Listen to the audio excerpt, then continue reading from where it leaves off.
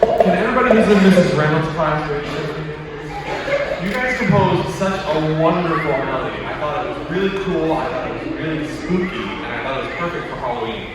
So, what I decided to do with my composition is I decided to tell the story of the spooky gargoyle having a pool party on a Halloween night. So it starts with a flute who kind of sets the spooky mood, and I'm sure you'll hear that. And then I want you to listen very carefully, because I think you're going to hear the gargoyle jump off this perch and dive into the pool. And then he kind of has a spooky polka pool party, and then after the pool party is done, he slowly flies back up to his perch and waits there for Halloween night. Alright, and with that spooky story, I'd like you to hear Sinking Gargoyle on a Halloween night. Here it is.